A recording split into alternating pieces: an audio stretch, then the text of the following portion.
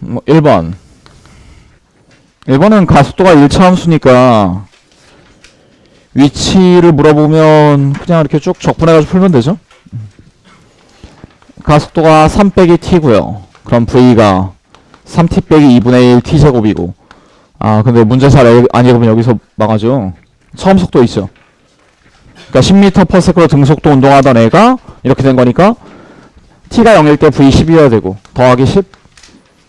그럼 위치는 2분의 3t제곱 마이너스 6분의 1t 세제곱 플러스 10t 플러스 c는 원점을 통과하는 순간 0초였으니까 0이죠. 맞나요? 그래서 이거 그냥 3초 대입하면 답 나오죠. 넘어갈게요. t 3일 때 s는 39m. 2번. 2번은 그 일반인들 보는 수능 시험 문제 나왔던 거 그냥 넣었는데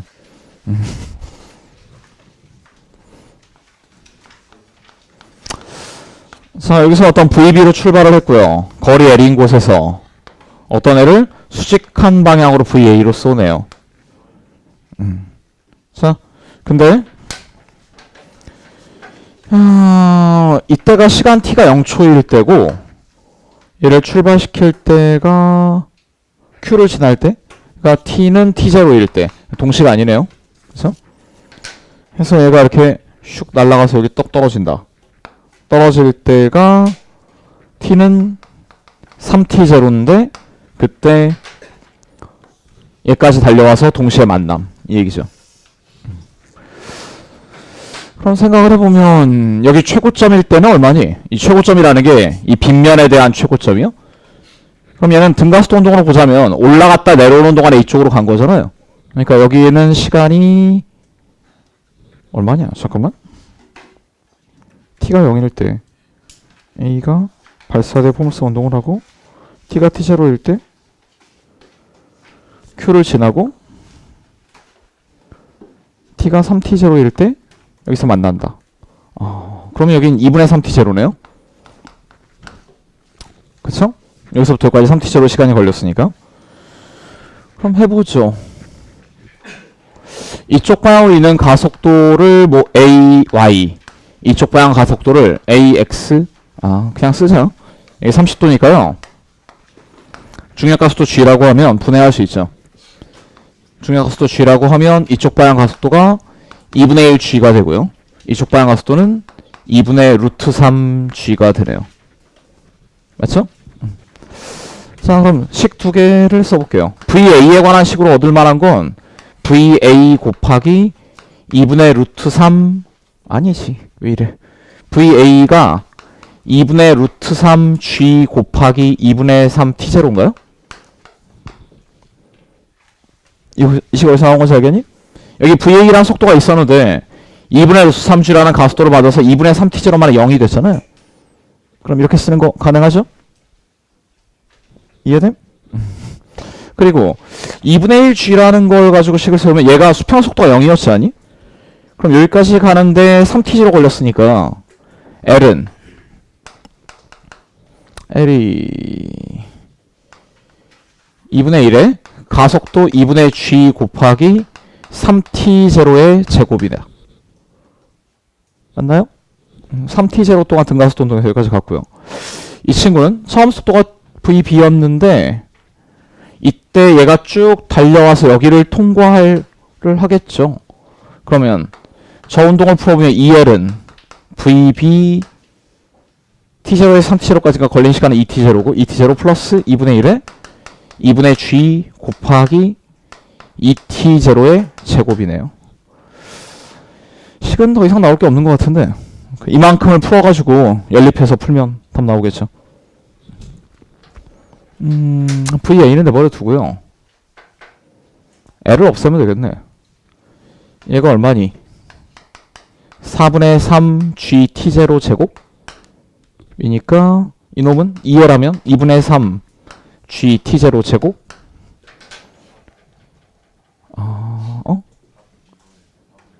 4분의 9구나.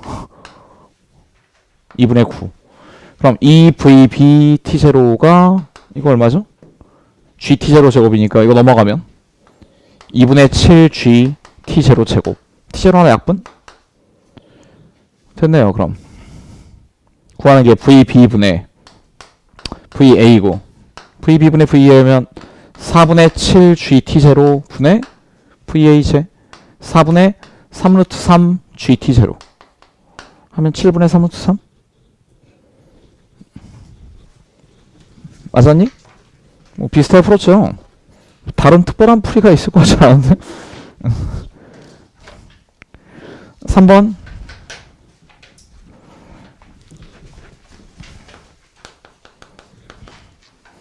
3번은 뭐랄까 약간 목 아프게 이렇게 그림을 돌려놨죠. 그림 원래대로 갑시다. 그림이 약간 회전해 있다는 생각이 들지 않아요? 여기 10N을 이쪽으로 잡고 보면 30도의 각도로 10m/s로 발사된 2kg짜리 물체가 이거 포물선 운동이죠. 몰랐단 말이야 볼 때. 한쪽 방향으로 일정한 힘이 작용하면 등가속도 운동이고 처음에 운동만이 비스듬하니까 이건 포물선 운동이겠죠. 맞니? 2kg의 10N이면 이쪽 방향의 가속도가 5m/s 제곱이고요. 이 위로선 속도가 5m/s인가요? 그럼 가속도 5m/s 제곱에 처음에 수직 방향 속도 5m/s니까 1초 후에 최고점이네요. 맞죠? 그리고 3초 후면 여기가 2초니까 3초면 이 정도 되겠다. 그쵸? 이걸 풀면 되는데 1초일 때는 수평방향 속도가 5루트 3이겠죠. 3초일 때는 수평방향 속도 5루트 3이고 수직방향 속도는 여기서부터 2초 동안 가속됐고 가속도가 5니까 이거 10이겠다. 그치? 맞나요? 그러면 요게 얼마지? 속력? 이게 루트 3대 2네? 그럼 5에 루트 3 플러스 4인가요? 5 루트 7? 그럼 속도가 비교해보면 얘 비교해야 되는 게 이때 운동 에너지를 E0라고 했잖아요. 그때 이놈의 에너지가 얼마냐 물어봤더니 에너지가 몇 배인지 모르면 속도가 몇 배인지 제곱하면 되죠. 속도가 루트 3분의 루트 7. 그럼 에너지가 3분의 7 E0? 됐니?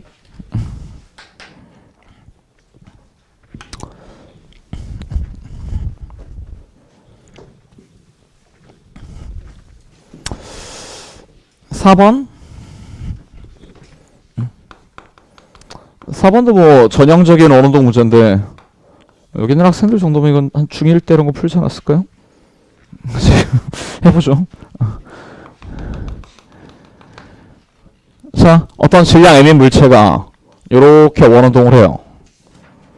얘가 원운동할 때 무슨 힘을 받아서 원운동하는 거죠? 구심력이라고 하지 마요. 무슨 힘이 구심력이 되는 거예요? 알잖아. 중력하고 수직항력이요. 그래서 수직항 A쪽. 그래서 R자 힘이 어느 쪽이 돼야 되니? 얘네 둘 더한 R자 힘이 중심 방향 돼야 된다. 이거 원운동 기본 이론이죠. 자, 여기가 세타면 여기가 세타죠. 수직항을 두 개로 분해하면 이쪽에 n sin 세타, 이쪽이 n 코사인 세타 되죠. 그래서 수식은 n sin 세타가 mg랑 같아서 평행이 돼야 되는 거고 n 코사인 세타는 반지름을 줬나? 반지름 r이라고 줬네요. 그러면 m r분의 v 제곱, 뭐 mr 오메가 제곱 이렇게 뭐 전형적으로 푸는 문제죠. 해봅시다. 기억에 구심력. 구심력이면 이 힘 자체를 구하는 거네요. F. 그쵸? 그럼 이걸 통째로 나누면 탄젠트 세타는 구심력 F분의 mg가 되죠. 그럼 구심력이 탄젠트 세타분의 mg죠. 기억 틀렸죠? 니에는 속력은 이 n이 사인 세타분의 mg니까 이 F가 지금 탄젠트 세타 분의 mg거든요. 그럼 얘랑 얘 비교하면 m 약분하고 v가 탄젠트 세타 분의 gr이죠. 니은 맞고요. 디귿 수직항력? 수직항력은 여기 있죠. 사인 스타분의 mg죠. 그러니까 이 두 개에서 답이 다 나오죠, 이건. 다음 장에 5번.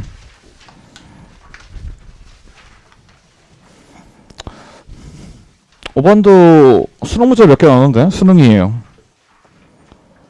진폭이 x제로인 단진동을 하고 이 속력이 이렇게 변하면 유치하게 속력이라고 줬는데 우리는 속도 그래프로 갑시다. 이렇게 가면 이게 속도 그래프겠죠? 그래서 처음에 속도가 0인 건 정지 상태 출발했으니까 그렇고 다시 속도가 0 될 때 이때가 언제니? 이때가 최대 길이죠. 최대 길이인데 진폭이 x0인 단진동을 한다잖아요. 그럼 최대 길이가 얼만큼 늘어나는 거니? 그래. 나 EX0를 원했는데. 아무튼, 용수철의 최대 길이가 L 플러스 EX0죠. 진폭이 X0니까. 그럼 뭐, 기억 맞고, 니에는 가속도의 방향은 ET일 때는, 최대 길이일 땐 가속도 방향 어느 쪽이겠어요? 많이 늘어났으니까.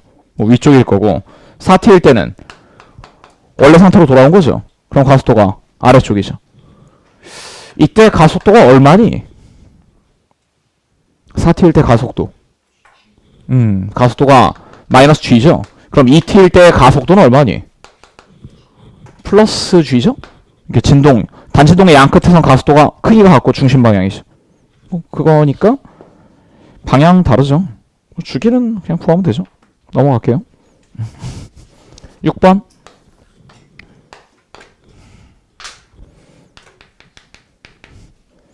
(6번) 같은 게 물리학을 좀 꼼꼼히 공부해야 알고 있는 이론인데 탄성 이론을 약간 볼까요? 선생님 일반 물리학 책 보시면 평형과 탄성이라는 단어가 있는데 거기 식이 3개 나와요. 내가 말하는 식 3개 뭔지 알겠니? 모름? 그 단어 스킵했니? 자, 써줄게요. 이거 하나만 푼다고 될 일이 아니니까. 어떤 단면이 A인 이런 물체가 있을 때 양쪽으로 F라는 힘을 줘요. 그럼 이 힘을 준 거에 비례해서 이 물체가 원래 L이었으면 델타 L이 생길 거예요. 그쵸? 힘을 많이 주면 많이 줄수록 델타 L이 커지는 건 당연한 거죠. 마치 용수철의 F는 KX 같은 거랄까? 이런데 그건 무시하는 거예요. 워낙 조금 늘어나기 때문에. A는 그냥 안 변했다고 치는 거예요. 아주 조금 늘어나서. 근데 F는 KX라고 쓰면 이 K는 용수철 상수죠. 용수철 상수라는 건 용수철을 어떻게 만드느냐에 따라 달라져요. 굵기라든가 뭐 가문수라든가 이런 거요. 근데 그건 용수철이란 물체의 특징이지 용수철을 만든 금속의 특성이 아니죠. 물질의 특성이 아니라는 거죠. 우린 얘와 유사한 식을 만드는데 이 물질의 특성에 대해서 얘기를 하고 싶은 거예요. 이 물질이 얼마나 힘을 줬을 때 잘 늘어나는 물질이냐. 그러면 F에만 비례하는 게 아니라 A분의 F와 늘어난 길이가 비례할 거예요. 왜냐하면 면적이 넓으면 뭔가 늘리기가 힘들지 않겠니? 가는 건 늘리기가 쉽고요. 그 말은 뭐냐면 이걸 늘리는데 필요한 건 힘이 아니라 압력이라는 얘기죠. 압력이 클수록 많이 늘릴 수가 있어요. 오케이? 그리고 이건 늘어난 길이에 비례할 텐데 정확히 말하면 늘어난 길이가 아닙니다. 왜냐하면 이 원래 길이가 2배로 길어지면 어떻게 될까요? 원래 길이가 2배로 긴 상태에서 걔를 늘리면 모든 구간이 똑같이 늘어나니까 늘어난 길이도 2배가 되겠죠. 즉 얘한테 비례하는 건 델타 L이 아니라 L분의 델타 L인 거죠. 늘어난 길이가 아니라 이건 무슨 뜻이냐? 늘어난 비율이죠. 그래서 물리적 특성은 뭐냐면 모든 물체가 압력과 변형률이 비례를 해요. 압력과 변형률이 비례한다. 그러니까 이건 용수철에서는 F, 힘과 늘어난 길이가 비례한다지만 이걸 물질의 특성으로 가져가면 압력과 변형률이 비례한다는 식으로 바뀌죠. 그리고 얘네들 사이의 비례상수가 물질의 특성이겠죠. 그걸 우리가 역률이라고 불러요. 역률? 역률? 또 영어로 배운 학생 영스 모듈러스? 이렇게 말하죠. 영어로 말하니까 들어봤다. 한과양 티네는. 이거 영스 모듈러스라고 하고 이것도 들어봤겠네 그럼. 스트레스 스트레인 커브 뭐 이런 거 하죠. 이거 스트레스고 얘는 스트레인. SS 커브라고 하는데 물리학의 중요한 식 중에 하나예요. 근데 보통 일반 물리학 공부할 때 살짝 공부하고 넘어가서 애들이 잘 기억을 못하는데 시험에 나옵니다. 외우세요. 이 식 하나랑 또 뭐 있냐. 이건 보통 고체를 다루는 거고요. 액체나 기체에선 이런 생각이 적합하지가 않아요. 액체나 기체는 막대로 담아놓고 당기는 게 아니잖아요. 보통 어떤 물체한테 압력을 줄 때 부피 V가 유지되고 있다. 그럼 이때 압력을 증가시키면 어떻게 되나요? 압력을 증가시키면 부피도 변하겠죠. 물론 이 델타 V는 마이너스죠. 그래서 압력을 델타 P만큼 증가시킬 때 부피 변화 델타 V랑 무슨 관계가 있냐를 연구하는 식이 또 있어요. 오히려 이 식이 파동에도 쓰이고 지구과학에도 나오고 해서 되게 유명한데 압력 변화는 부피 탄성률 곱하기 부피 변화율입니다. 이 B가 부피 탄성률이죠. 여기서 파생되는 유명한 식이 있는데 음파의 속도식 외우나? 음파의 속도 V가 뭐니? 루트 로분의 B가 여기서 나오는 식이죠. 음파 같은 거 전달할 때 압축을 팍팍 하면서 이게 앞으로 가니까. 게다가 음파뿐만 아니라 다른 지구과학 같은 피파의 속도 같은 거 할 때도 이거 쓰죠. 그래. 지학 빡센 대전 애들이. 대전은 무슨 지학을 전공 물리처럼 하더라고. 세 번째 식은 이건 시험에 인증제 나오는 거 한 번도 못 보긴 했는데 그래도 올해 나올 수도 있으니까 봅시다. 자, 이렇게 생긴 애가 있을 때 이런 측밀리기 탄성이라는 힘을 줘요. 이것도 지학에서 나오는데 지층의 뒤틀림 이런 걸 때 나와요. 그래서 위아래서 이 면 A일 때 이쪽으로 힘이 작용하는 거죠. 이렇게요. 이건 진짜 지구과학스러워요. 지층이라고 생각해봐요. 그래서 위에 지층이 뭔가 압력을 받아서 이쪽으로 가고 밑에 지층이 이쪽으로 갔을 때 가운데 게 어떻게 되냐면 살짝 뒤틀리죠. 이렇게요.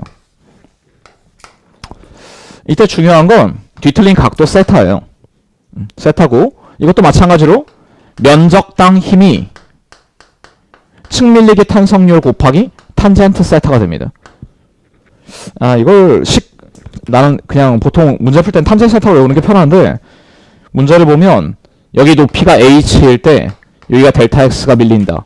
일반 물리학 책 같은 데 보면 식이 이렇게 소개가 되어 있을 거예요.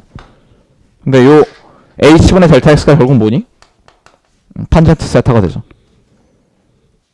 이게 측밀리기 탄성률, 얘가 부피 탄성률, 얘가 역률. 첫 번째 식이 제일 유명하고 많이 쓰여요. 세 개 외워놓으세요. 뭐 보면 대단한 식 아니죠. 직관적으로 다 받아들일 수 있는 식이고 하니까.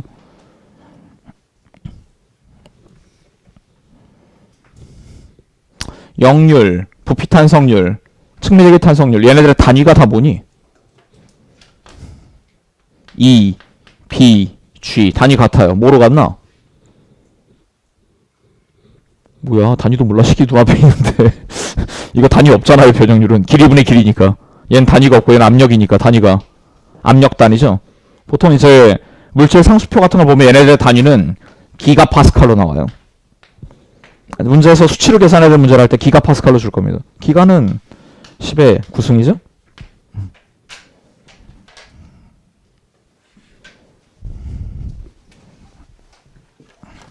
됐니? 세 개 다 외웠죠? 이것만 알고 있으면 이 문제는 별거 아닌데 그냥 단순한 평형 문제예요.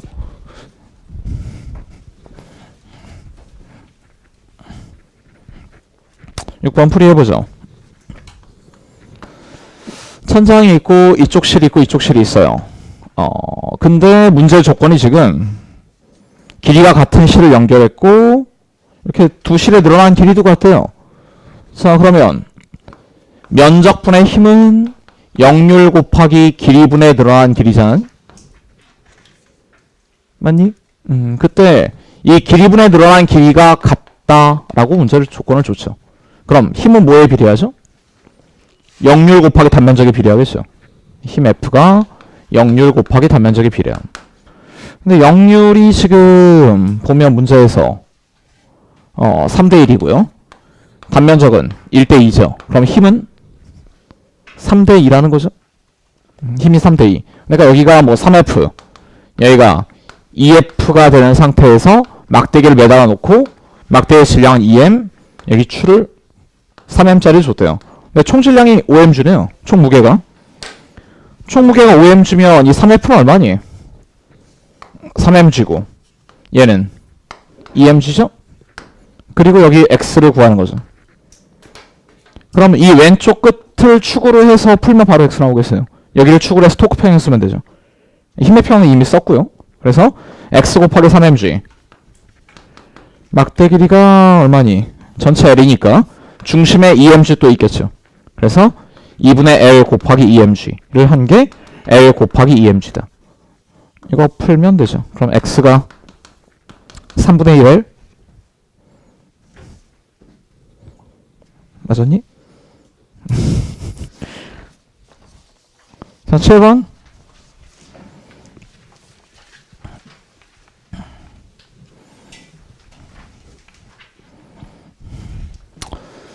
(7번은) 부력진사 문제죠. 뭐 단센동을 공부한 학생들은 이 문제를 한 번쯤 다 풀어봤을 텐데 어떤 물체를 담거나요. 그래서 얘가 평형 상태에서 잠긴 깊이가 D고요. 물체의 높이는 H래요. 이때 중요한 길이가 H는 별로 안 중요해요. D만 있으면 풀 수 있습니다. 이게 왜냐하면 반진동을 다룰 때 아이디어는 얘가 D인 상태는 평형이지 않니? 살짝 잠기면 잠긴 깊이가 D 플러스 X가 되었다 라고 생각을 해보자고요. 그럼 이거 부력식을 별로 쓸 필요도 없는 게 이때 받는 힘은 중력 mg 있죠. 이때 받는 힘은 부력 mg 있고요. 근데 이때는 중력은 mg이지만 부력은 이거 평경이니까 mg 쓴 거예요? 이때는 부력을 뭐라고 표현하면 되니? mg보다 커졌죠. 커졌는데 잠긴 부피에 비례하는 정도 개념만 알면 mg의 d분의 d 플러스 x가 되죠. 맞나요? 그럼 질량을 m이라고 하면 이놈의 R자 힘이 마이너스 이거 평행하면 이건 지워지니까요. 마이너스 mg d분의 x가 되죠. 그래서 x 투도트 플러스 d분의 gx는 0이라는 단진동식이 딱 나오고 얘가 오메가 제곱이 되죠. 아, 그래서 2번을 고르면 안 되죠. 문제 잘 읽어야죠. 2번 본 사람 좀 억울할 텐데 문제 조건에 뭐 있니? 이 전체가 일정한 가속도로 올라간대요. 그럼 여기 나오는 이 g는 이 공간의 유효 중력이랄까? 여기 나온 이 g를 g'이라고 하면 g'이 뭐가 돼야 되니?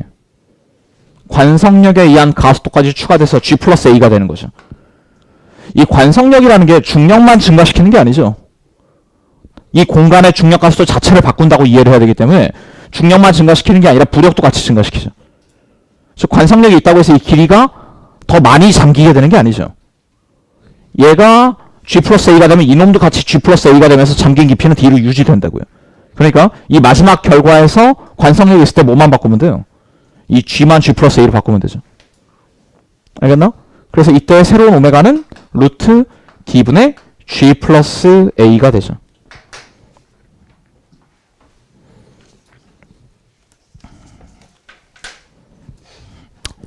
8번.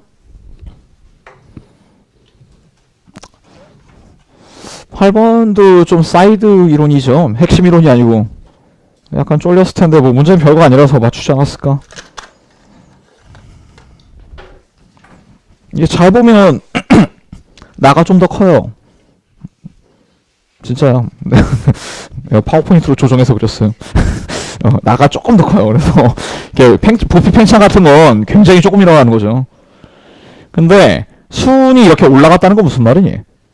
유리구의 팽창보다는 이 안에 있는 액체의 팽창이 더 크다는 거죠.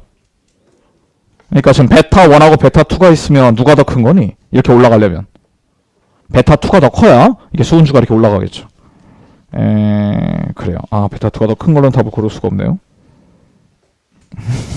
해봅시다. 여기 올라간 높이는 단면적 A 곱하기 H일 거고 위로 이렇게 밀려 올라간 부피가 왜 생기는 거지? 팽창한 부피의 차이 때문이죠. 팽창 부피의 차이인데 열팽창 이론에서 증가한 부피는 뭐에 비례하죠?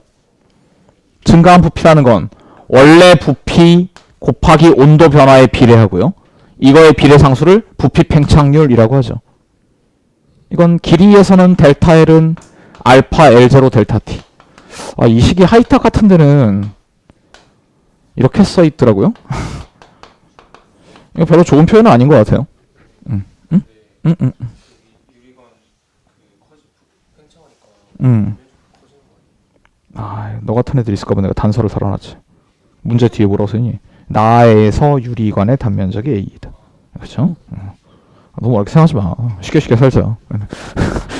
그것까지 언제 계산하니? 그러니까 이런 식이 있는데 이 L0라는 게 뭐 특별한 기준 같은 게 있는 건 아니에요. L팽창에서. 식 이런 식으로 외우지 마세요. 그냥 이렇게 외우면 됩니다. 어떤 임의의 온도에서 온도가 델타 T만큼 올라갔을 때 늘어난 길이는 이렇다. 알겠니? 자, 그럼 이 식은 어떻게 하면 돼요? 팽창된 부피의 차이라는 게 베타2 마이너스 베타1의 V0 델타 T죠? 이거 정리하면 답 나오죠.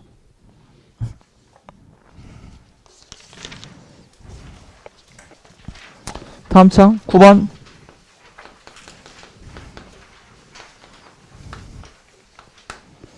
부피, 온도 그래프고 부피 V0에 여긴 2V0, T0, ET0 이렇게 줬어요. 이게 부피 온도 그래프라서 학생들이 연력학 익숙한 학생들은 이 자체로 답이 나올 것 같은데 아니면 그래프를 바꿔서 그려보는 게 좋죠. 네, 한번 바꿔 그려볼게요. 부피 온도 그래프는 별로 좋은 그래프가 아니고 제일 많이 쓰는 그래프가 압력 부피 그래프죠. 왜냐하면 이 그래프에서는 면적을 구하면 물리적 의미가 있죠. 이 그래프의 적분의 의미가 뭐니? 기체간 1이죠. 이걸로 바꿀게요. 자, A, B, C. 바꿔서 그릴 때는 여기 있는 이런 물리량들을 이 그림에다 표시를 해주는 게 좋아요. V, V0 하고 온도는 어떻게 표시해야 되니? 이런 반비례 그래프로 표시하면 되죠. T0. 그리고 부피 2배 될 때 온도 2배 될 테니까 이렇게 ET0. 자, 그럼 여기에서 A는 여기죠? B는 온도 ET0에 부피 ET0가 여기고요. C가 온도 ET0에 여기가 C네? 잠깐만, A가 어디야 그럼? A가 T0, V0, B가 ET0, EV0, C가 ET0에 여기구나. 나 점으로 안 치고 나서 C 여기죠. 그럼 A에서 B로 갔다가 B에서 C로 가고 C에서 A로 가네요. 이 도는 사이클이 일반적으로 보는 거랑 좀 어색하죠. 이렇게 반시계 방향으로 도는 사이클이 생기면 얘를 뭐라고 부르니? 열기관이라고 안 부르는데.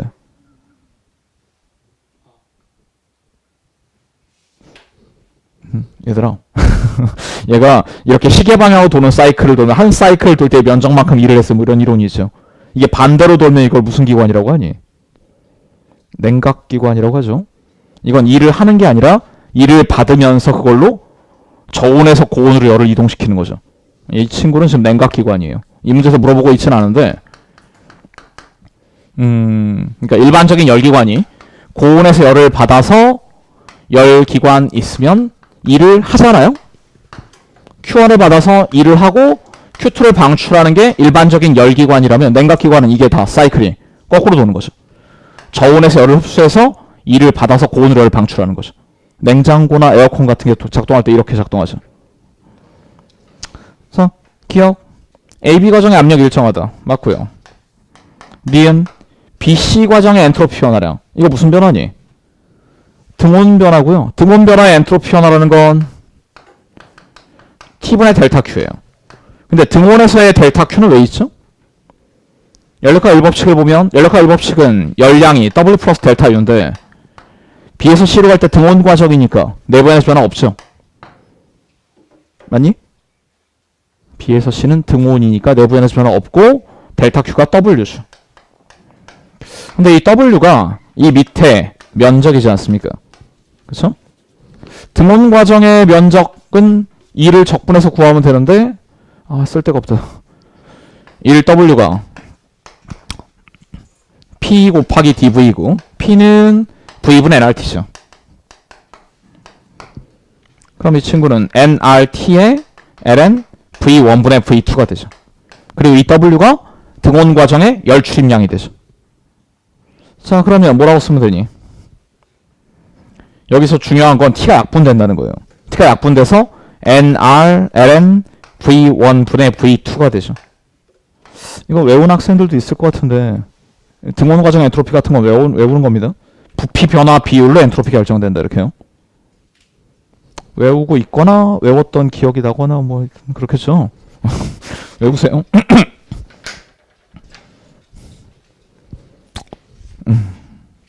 자, 그럼 이거고 몰수는 1이고요. V1분의 V2가 2분의 1이죠. 그럼 니은 맞죠? 디귿 CA 과정에 방출한 열량. CA는 무슨 과정이냐? 등적이죠. 등적이면 Q는 W 플러스 델타 U라고 할 때 W가 0인 거죠. 그럼 내부 에너지의 변화 쓰면 되고요. 내부 에너지 뭐 2분의 3 nRT니까 여기서 온도가 T제로 떨어지면 맞죠.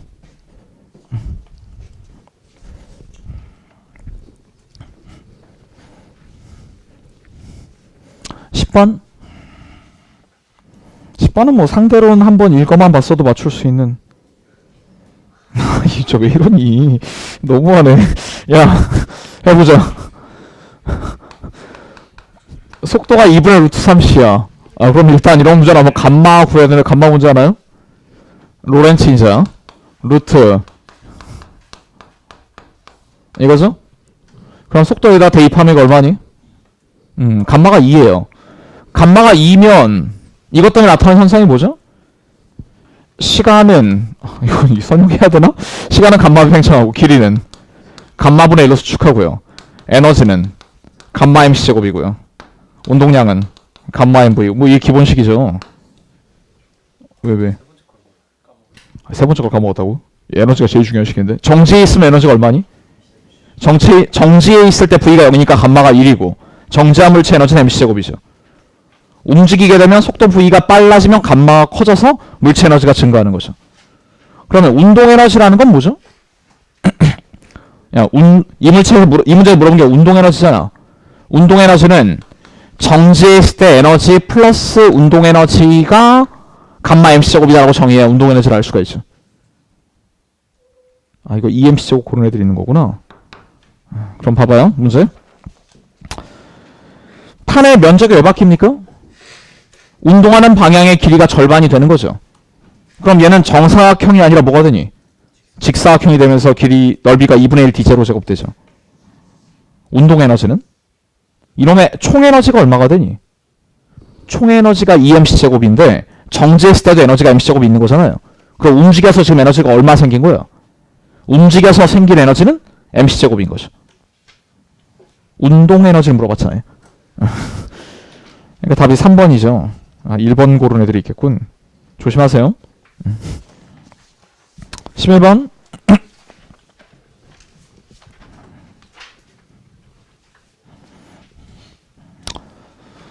두 사인 파동 psi kx-오메가-t다. psi kx 플러스 오메가 t다. 이건 뭘 뜻하는 거고 이건 뭘 뜻하는 거죠 지금? kx-오메가-t라고 하면 이 파동은 오른쪽으로 전달되는 파동인 거죠. 오른쪽으로 전달되고 속도는 얼마인 거니? k분의 오메가죠. 이거 잘 모르는 학생들은 여기까지라도 알아두세요. 얘를 k로 묶어요. k로 묶으면 x-k분의 오메가 t가 되지 않니? 그럼 뭔가 고1 내신 수학 같은 데서 나오는 거 기분인데 이게 x 빼기 k분의 오메가 t를 썼다는 건 t초 후에 이 파동의 함수가 어떻게 된다는 거예요? t초 후에 파동의 함수가 k분의 오메가 t만큼 플러스 x축 방향으로 평행 이동했다는 뜻이 되는 거죠. 맞나요? t초 후에 이만큼 이동했다는 건 속력이 얼마라는 얘기니? 속도가 파동의 전달 속도가 k분의 오메가라는 거죠. 반면에 여기가 플러스가 된다는 건 무슨 말이니? 이놈의 속도는 마이너스 k분의 오메가라는 거죠. 근데 서로 반대 방향으로 진행하는 완전히 동등한 파동이 겹친다. 이게 무슨 이론이에요? 정상파죠. 그래서 겹쳐서 정상파가 만들어진 것을 보여주고 있다. 뭐 이런 얘기죠. 알겠음? 그래서 정상파의 진폭이 지금 얼마니? 2m잖아요. 그럼 정상파를 만든 원래 파동의 진폭은 얼마니? 1m인 거죠. 그역은 그래서 틀렸고. 니은 디귿은 뭐 파수랑 오메가니까 쓰면 되죠. 넘어가죠. 12번. 오늘 컨셉은 좀 어렵다기보다 학생들이 많이 까먹었을 것 같은 이런 사이드 이론을 많이 넣었어요. 이거 세차 운동이죠. 세차 운동의 가장 쉬운 모델을 내봤는데 해보자.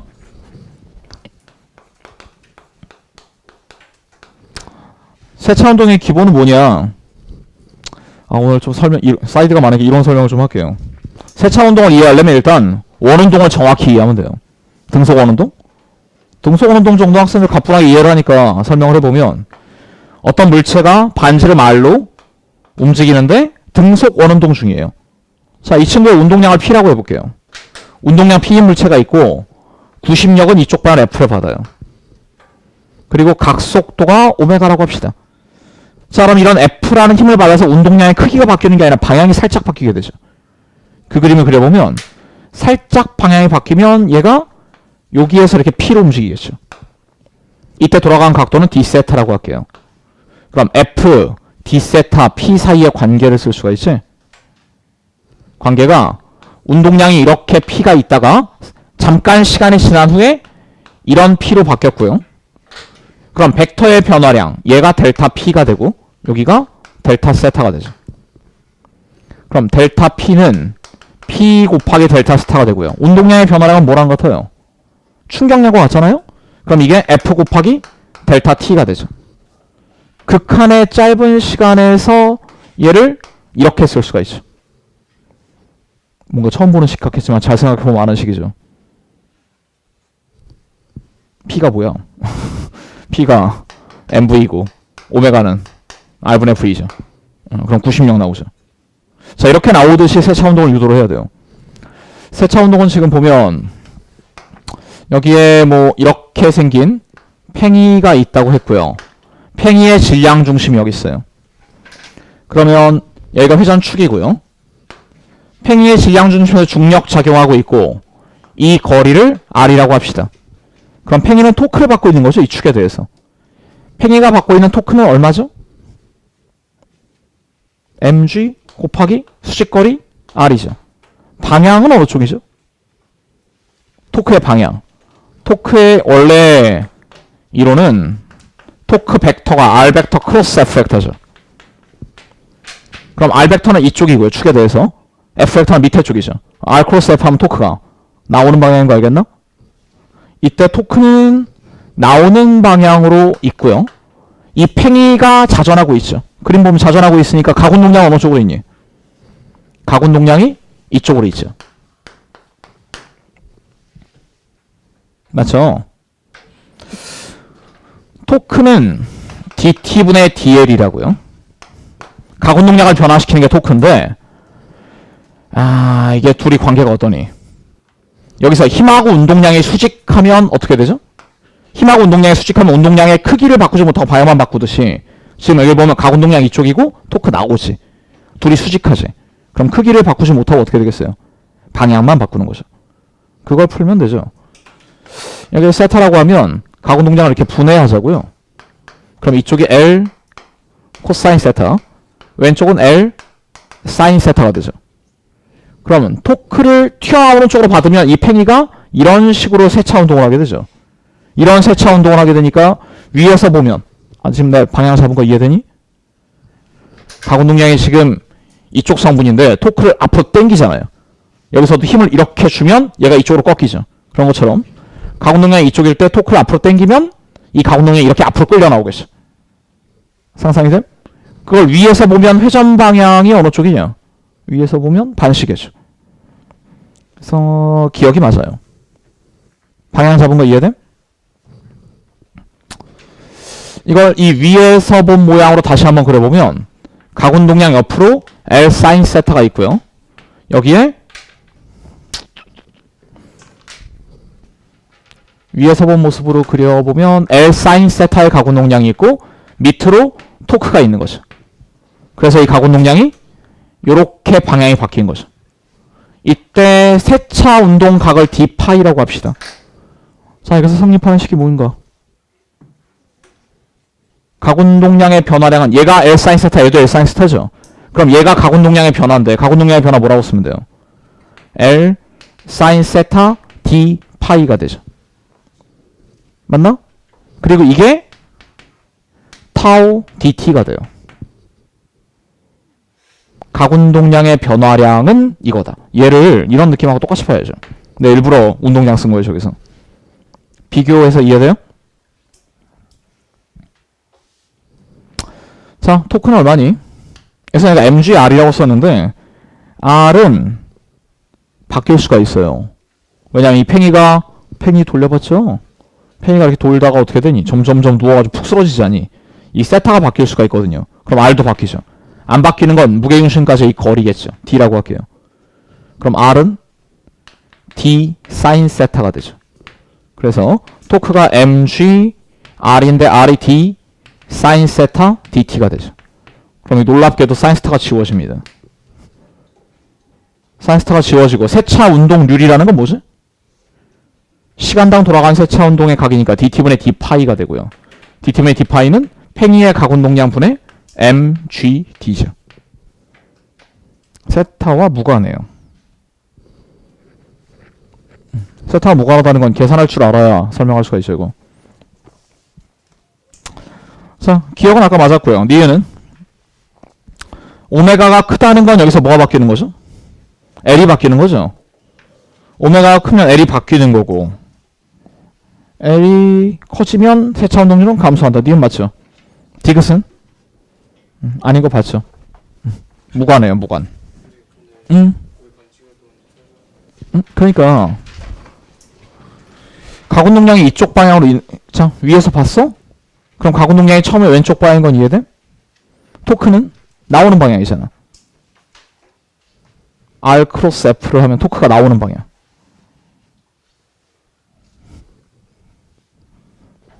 얘가 R 벡터, 이게 F 벡터. 아, 그럼 이해돼? 나오는 방향으로 딱 한다는 건 위에서 본 그림일 때 이쪽으로 토크가 있는 거지.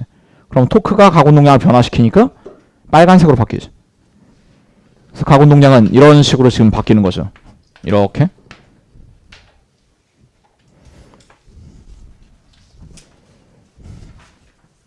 세차운동 그렇게 어렵게 안 나와요. 나와봤자 이 정도니까. 그래서 세차운동식 같은 거 외울 수가 없어요. 이렇게 시험 전날 외우는 거지 지나고 나면 기억이 안 나. 유도를 할 줄 알아야 돼요, 어차피. 유도를 할 때는 아, 원운동과 비슷하다고 했는데 그때 그 사람이 뭐 이런 거 기억하면서 유도를 해보세요. 13번.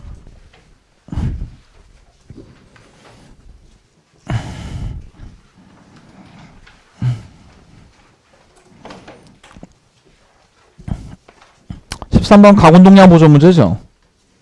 가뿐한 문제인데 이거 왜 각운동량이 보존되니? 방금도 얘기했지만 토크가 dt분의 dl이죠. 토크가 dt분의 dl이요. 토크가 시간당 각운동량의 변화인데 손으로 가운데를 쭉 당겨주잖아요. 그럼 힘을 어디로 주는 거야? 힘을 중심 방향으로만 주지 않니. 토크라는 거 힘이 어디로 들어가야 돼요? 접선 방향으로 들어가야 될 거 아니야. 그럼 여기에서 손으로 당기는 힘은 이 물체를 돌리는 토크가 되는 게 아니죠. 알겠나? 토크가 0이니까 각운동량은 보존돼요. 각운동량은 RMV죠. 문제에서. 근데 여기서는 지금 당겨서 어떻게 한대요? R이 몇 배가 되니? 절반 되죠. 각운동량 보존. 그럼 속도는 몇 배 돼야 돼? 2배 돼야 되죠. V0로 돌던 애가 2V0로 돌아요. 그럼 손이 한 일은? 3번이죠? 아, 뭐 적분을 하니 이걸. 그러니까 그러니까 그 손이 당기는 힘을 계산한 다음에 적분을 해도 답은 같은데 이때 1이라는 건 이 물체의 운동 에너지 변화지 않니? 그러니까 2분의 1m 2v0의 제곱 마이너스 v0의 제곱하면 답 나오죠. 아니, 손으로 당기는 게 중심 방향 힘이잖아. 중심력만 작용하면 토크는 0이고 가군동량의 변화는 0이다. 아, 이거 물리에서 짱 중요한 얘기예요. 이런 실 따위 돌릴 때 나오는 얘기가 아니라 이거 원래 어디서 되게 중요한 얘기니? 단원. 타원 운동 같은 거 되게 중요하죠. 태양 주위를 지구가 타원 운동을 해. 그때 지구의 가군동량이 보존되지. 그 이유가 이거죠. 태양이 지구한테 주는 힘은 어차피 태양 방향 만유력밖에 없잖아요. 그 만유인력은 토크가 되지 못하죠. 그러니까 만유인력이 토크가 되지 못하니까 태양 주위를 도는 행성들의 가군동량은 보존되는 거죠. 뭐 그런 거 할 때 이제 응용되는 거죠. 야, 잠들지 말고 들어봐.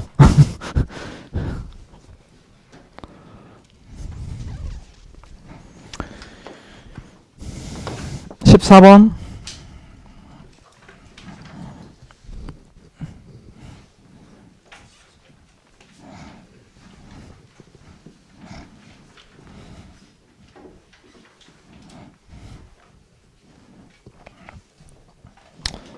(14번은)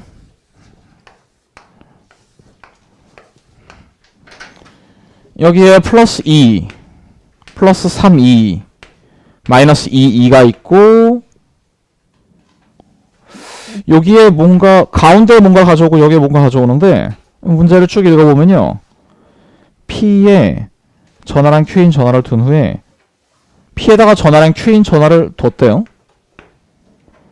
전하랑 마이너스 2인 전하를 무한대 먼 거리에서 1.5까지 가져오는데 해줘야 되는 일이 W0인데 W0가 0이래요.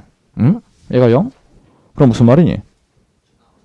이 점의 전위가 0이라는 거죠. 이 점의 전위가 0V가 되려면 이 4개의 전하랑이 합쳐서 얼마가 돼야 되니? 0이 돼야 되죠. 맞니? 그럼 이 Q는 얼마나 이거 전하랑 0이라는 거 이해돼요? 그럼 이 전하가 얼마나 뜻이니? 마이너스 2란 뜻이죠. 이거부터 알고 들어가면 좀 쉬운데요? 그리고 그러니까 처음에 그리고 얘를 가져올 때 이놈 없을 때요.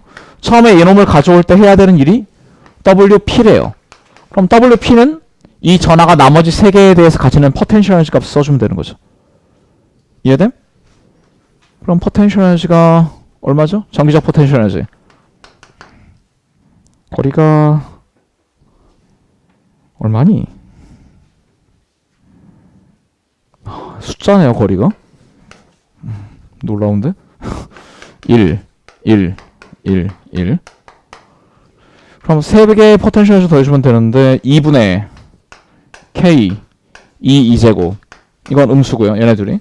그 다음에 얘네들은 마이너스 플러스니까 음수로 마이너스 2분의 마이너스 2루트 2분의 마이너스 K 6 2제곱.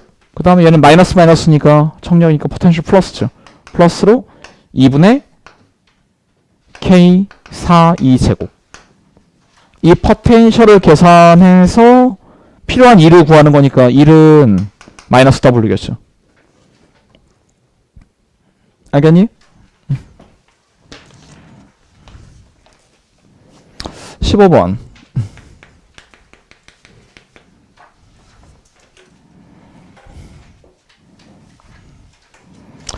15번이 이렇게 어려운 문제는 아닌데 틀리기가 쉬울 것 같아요.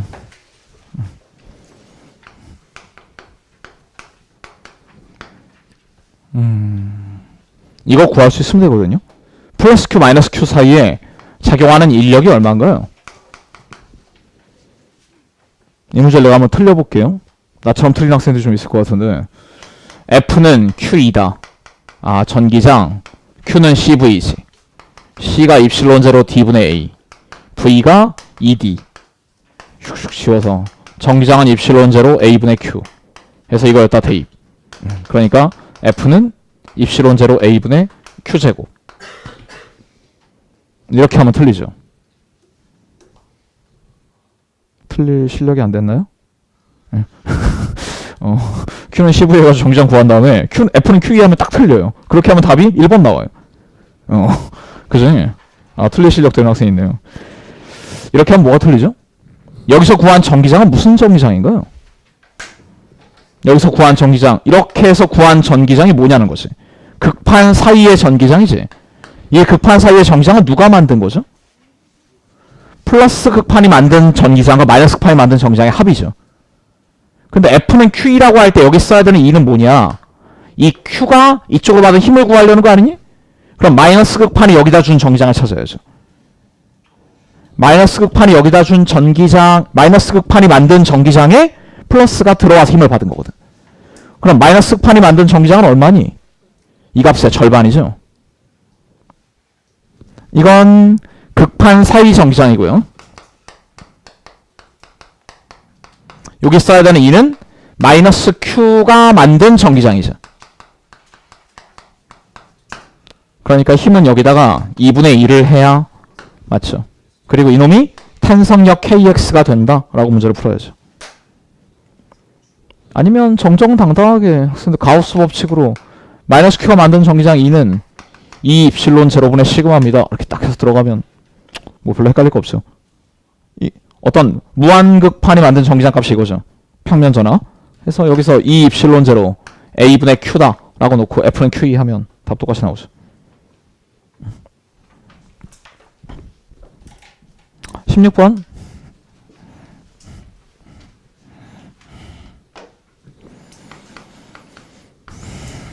패러데이 법칙. 유도되는 전압은 dt분의 d파이죠. 유도되는 전압은 dt분의 d파이고 이 파이가 뭐니? 자기장 곱하기 면적이잖아요.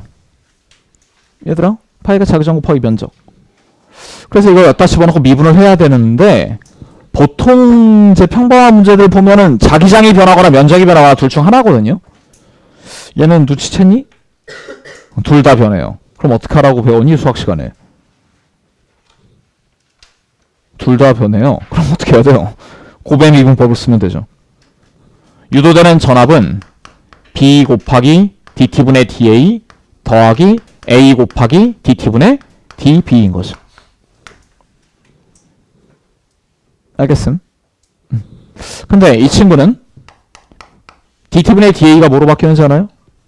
얘가 길이 L 곱하기 시간당 들어가는 거리 BLV로 바뀌는 거죠. A야 뭐 L 곱하기 VT 정도로 써주면 되지 않을까요?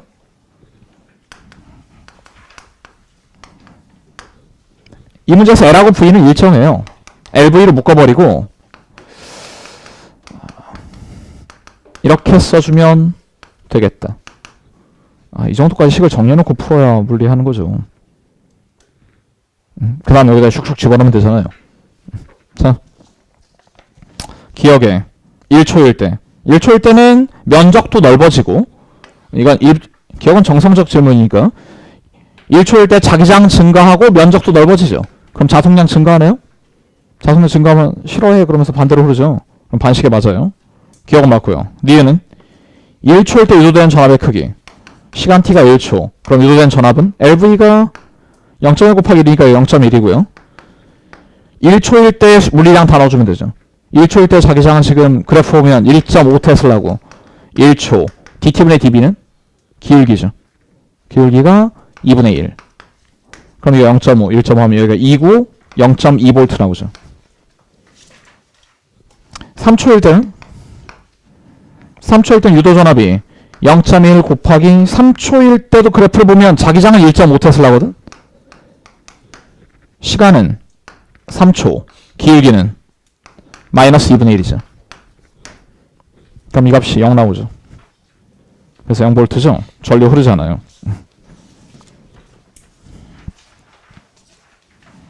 17번.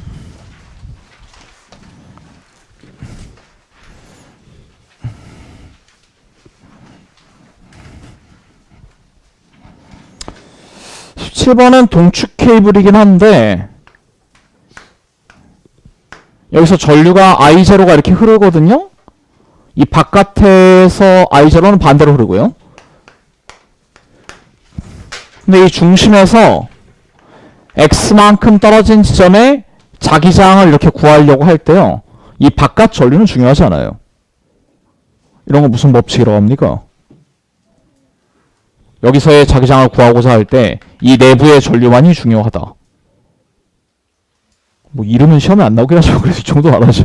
앙페르 법칙이라고 하죠. 어떤 패곡선 내부의 전류가 이 패곡선에서의 자기장을 결정하죠. 이 바깥 전류는 신경 쓰여 그러면 안 돼요. 물리한 사람 바깥 전류는 뭐야 이건 하면서 무시. 그러면 여기서의 자기장 얼마니? 2파이분의 뮤 제로 x분의 i란 얘기죠. 맞아요? 자, 근데 문제 보니까 지금 그림만 살벌하시고 아무것도 아니야. 여기에 네모난 회로 올랐어. 여기 저항 R이 있어. 근데 이 전류가 어떻게 되냐 하면요. 바뀌는 거구만. 여기 흐르는 전류 I가 I0의 1 플러스 AT로 바뀌어요. 약간 정성적인 생각 먼저 해봐야 문제가 풀 기분이 들죠. 시간 지나면 전류가 어떻게 되니 지금?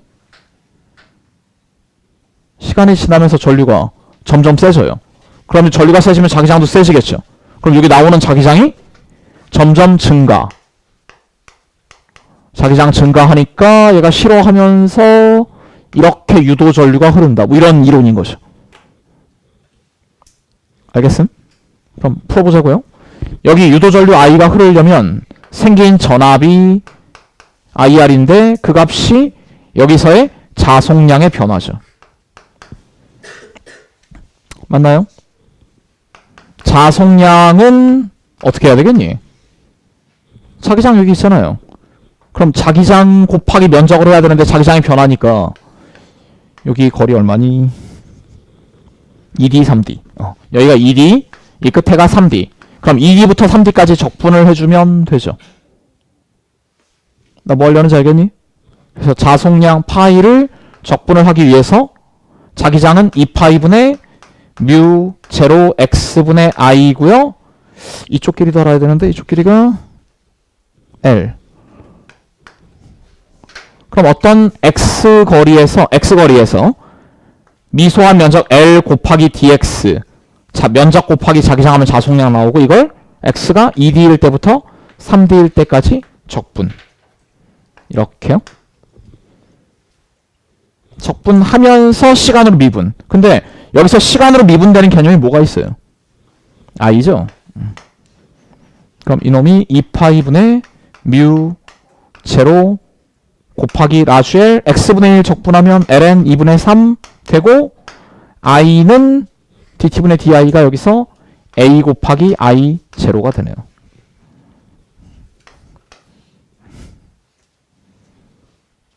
나 뭐 한 건지 알겠니? 그래서 라주엘로 딱 나눠주면 답이죠.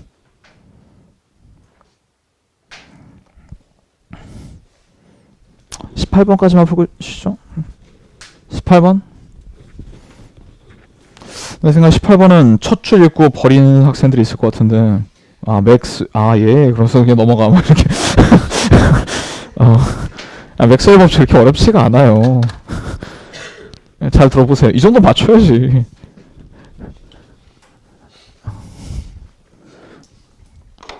맥스웰 법칙이 뭐냐 하면, 심플한 게, 맥스웰 법칙 그리고 니네한테 물어볼 만한 게 한 가지 케이스, 딱 이 케이스밖에 없어요. 봐봐. 축전기 있고요. 여기에 전류가 흘러요. 원래 축전기에는 전류가 충전되어 있는 거지 흐르는 게 아니지 않니? 이게 흐른다는 건 무슨 뜻이냐면 여기에 전하 Q가 증가하고 있는 거 맞죠? 전하가 점점 충전되고 있음 이런 뜻이죠. 전하가 충전되고 있다는 건 여기서 전기장이 증가하는 거죠. 맞냐? 전하량이 점점 많아지니까 그 전하량 때문에 전기장의 세기도 점점 세지고 있는 거죠. 전기장이 점점 세지고 있다. 이때 전기장의 변화가 자기장을 유도한다. 이게 맥스웰 법칙이죠. 그래서 자기장이 생겨요. 자, 전류가 이렇게 흐를 때 이 전류 때문에 이렇게 샥 생긴 자기장이 여기서 들어가는 방향으로 B0라고 합시다. 여기 전류 때문에 자기장이 생기는 건 우리가 앙페르 법칙이라고 하죠. 여기도 자기장이 생길 거예요. 하지만 이런 곳의 자기장은 전류 때문에 생긴다고 말할 수 없죠. 이런 곳에도 자기장이 똑같이 생기는데 그 자기장은 누구 때문인 거니? 전기장의 변화 때문이라고요. 맥스웰 때문이에요. 그죠? 그때 맥스웰 법칙의 핵심은 이거예요. 전류가 만든 자기장이나 전기장의 변화가 만든 자기장을 구분하지 못한다. 똑같아요. 그러니까 여기서의 자기장이 얼마란 얘기니? B0고요. 여기서 2배 멀어진 곳의 자기장 이거 얼마 되니? 2분의 1 비제로지. 얘도 2분의 1 비제로죠. 맞나? 근데 중요한 건 여기 내부는 어떻게 될까요? 이런 곳의 자기장은 전기장의 변화가 자기장을 만드는 거거든. 그러면 전기장의 변화량이 몇 배가 될까요? 전체 4분의 1이 돼요. 마치 4분의 1의 전류가 만드는 자기장 같은 거지. 그렇다고 자기장이 4분의 1 되는 건 아니죠. 왜냐면 거리도 어떻게 되니? 반대죠. 그래서 이 내부에서는, 내부는 다 똑같지. 내부는 1차 함수로 비례하는 성질이 있죠. 그럼 여기서의 자기장 얼마니? 2분의 2 비제로죠. 학생 문제도 안 읽어본 학생이 있을 텐데 얘랑 얘의 비율을 물어보는 문제였어요. 그럼 답이 얼마니? 1이죠. 맥스웰 법칙을 공부를 안 했거나 뭐 안 한 거나 다를 바 없다 이런 학생들은 이거라도 기억하세요. 축전기 사이의 전기장의 증가가 자기장을 만드는데 이 표면에서 축전기 경계에서 만드는 자기장은 그냥 일반적인 전선이 만드는 자기장과 똑같아요. 그리고 바깥으로 가면 자기장은 어떻게 되는 거니? 전선이 만드는, 전류가 만드는 자기장처럼 멀어질수록 반비례로 작아져요. 내부는 1차 함수예요. 그래서 자기장 그래프가 이렇게 거리에 따른 자기장이 이렇게 되죠. 여긴 비례하고 이쪽은 반비례하고. 여기가 축전기 경계죠.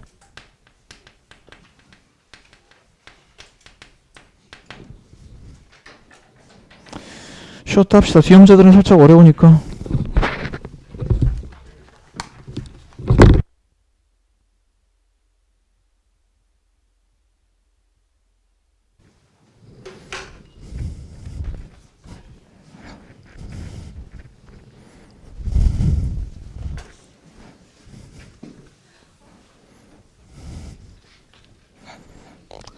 자, 해봅시다.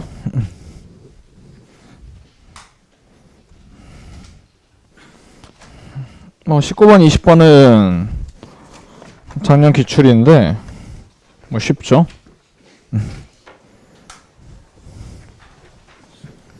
하자. 19번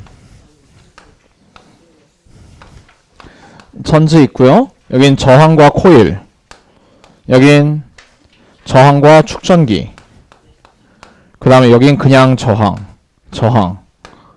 이렇게 달려있죠. 사실 여기서 저항값만 중요해요. 1옴, 2옴, 1옴, 2옴이래요. 자, 해보자. 내가 설명할게. 봐봐.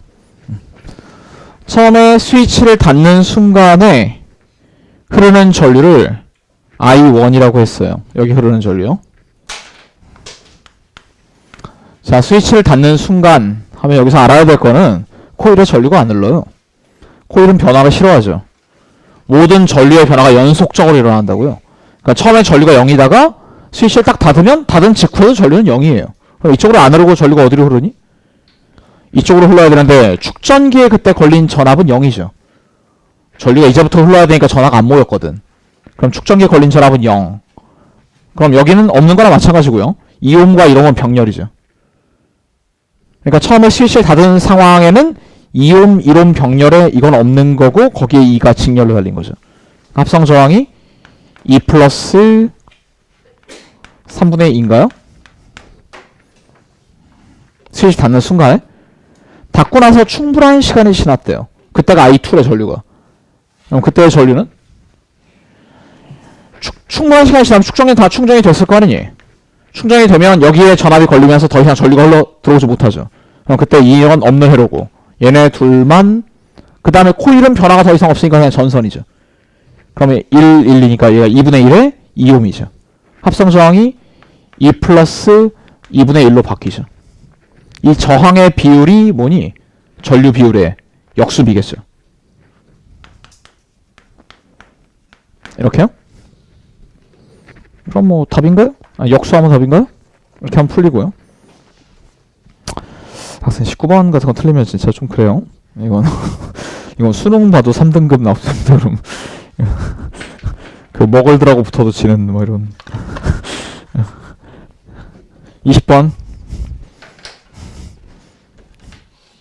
20번은 뭐 단골로 나오는 문제니까. 응? 얘 어디 갔어? 아, 이게 수업이지. 봐봐요. 20번. 이건 브래그 회절 조건이라는 건데, 목요일날 강의에서도 한번 나왔었는데, 여기를 세타라고 해요. 나 어릴 때부터 이게 마음에 안 드는데, 물리학도 나름 전통을 중요시하는 학문이라, 이 실험을 처음 한 새끼가 여기를 입사각으로 잘못 적어가는 바람에, 우리는 이 문제를 풀 땐 여기를 입사각으로 한다, 뭐 이렇게 했어요. 그냥 지켜줘요. 문제 보면 다 여기가 세타예요. 입사각이라고 부르진 맙시다. 여기가 세타예요. 세타인데, 그럼 여기가 세타죠. 이때 반사하는 면 사이의 거리가 d다 라고 하면 이 길이는 d 사인 세타죠. 근데 이게 왜 중요하냐면 이 빨간색 파면까지는 동시에 파동이 도착하고 같은 위상으로 도착했고요. 그 다음 이 빨간색 파면, 이쪽 빨간색 파면 이후부터는 다시 같은 경로로 가죠. 그럼 경로의 차이가 어디니? 여기죠. 맞나? 이때 경로의 차이가 ED 사인 세타죠. 이건 화학에서 결정구조 할 때도 제일 먼저 배우는 개념인데, 브래그 회절 조건 말이라는 거 들어봤나요? 화학에서도 되게 많이 나오는 개념이에요. 그래서 ED 사인 세타고요. ED 사인 세타가 n 란다가 되면 이 반사하는 두 개의 빛이 보강이 되죠. 그래요. 눈높이 교육을 하면 나도 어릴 때 이게 이해가 안 됐어요. 평행하게 나가는데 무슨 보강 간섭을 하면. 근데 알고 보니까 물리는 평행한 것도 멀리 가면 만나더라고요. 알고 있죠? 평행한 빛이 쭉 멀리 가서 만나서 거기서 간섭을 해. 뭐 이런 거죠. 그러니까 이게 평행하다고 근사라는 거죠. 사실은 쭉 멀리 가서 어떤 스크린에서 만나는 빛을 보고 있는 거죠. 자, 쟤네 둘이 보강 간섭을 할 조건이 이렇게 됩니다. 근데 문제가 첫 번째 보강이래네. 첫 번째 보강이니까 얘는 얼마니? 1인 거예요. 첫 번째 보강이라는 게 이게 세타를 0에서부터 점점 증가시키면서 하는 실험이거든요. 그럼 세타가 점점 증가하면 경호차가 점점 증가하다가 첫 번째 보강하면 딱 란다가 될 때인 거죠. 뭐 이 조건 써주면 되고요. 문제 착한 게 란다랑 D가 같아요. 지워버려요. 그럼 사인 스타 2분의 1이죠. 그럼 그냥 30도라고 하면 되는데 말이지. 왜 이렇게 어렵게 썼을까요? 쫄리게. 5번이 답인 거 알겠죠?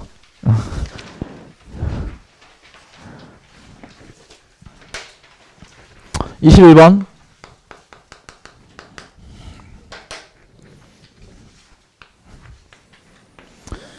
이 11번은 뭐 일반 물리학 연습 문제 같은 데 보면은 보통 문제가 어떤 걸 질문하냐면 여기를 x, y라고 해서 얘가 일정한 속도 v로 움직일 때 여기가 올라가는 속도는 얼마냐 뭐 이런 질문이 되게 많이 나와요. 이거 풀어본 적 있나? 심지어 수학 시간에도 있는 문제지 아니고? 미적할 때. 자, 이거 풀어볼게요. 이쪽 길이 L은 일정해요. L은 일정하니까 L제곱은 X제곱 더하기 Y제곱이죠. 그럼 0은 2X dt분의 dx 2Y dt분의 dy죠. 야, 시끄러워. 근데 여기서 이제 좀 정리를 하면 Y분의 X dt분의 dx를 마이너스 V로 두면 dt분의 dy U를 찾을 수가 있죠. 그럼 U가 Y분의 X V가 되죠. 이 개념은 다 알겠죠? 그래서 뭐 세타가 지금 60도인 조건을 줬으니까요. 이거 60도면 루트 3이고요. 이 V는 여기 V고요. 루트 3V가 답인데 지금 질문이 그게 아니에요. 각속도예요. 그죠? 그럼 어떻게 하면 될까요? 이 친구가 루트 3V야. 그럼 이 점 A점에 대한 B점의 각속도를 물어보는 거죠. A점에 대한 B점의 각속도. 그럼 A점 자체가 이쪽으로 V로 가고 있지 않니? 그럼 A가 볼 때 B의 움직임은 어떻게 되죠? A가 보는 B의 움직임은 위로 루트 3V가 있고 또 뭐가 있는 거니? 이쪽으로 V가 있는 거죠. 맞나요? 그러면 얘네 둘의 벡터 합을 해서 루트 3V, V 있으니까 벡터 합을 하면 이쪽 방향으로 2V가 나오지 않겠니? 근데 저 2V의 방향이 이 막대기에 수직한 거 오케이? 그런데 무슨 짓 할지 알겠죠? 그래서 2V는 뭐가 돼야 되니? L 오메가가 돼야 되죠. 맞나요? 알겠니? 그래서 V가 얼마죠 지금? V 어딨냐? 5 왼쪽으로 5m/s래요. 막대 길이는 2m. 그러니까 오메가가 5 라디안/s가 나오죠.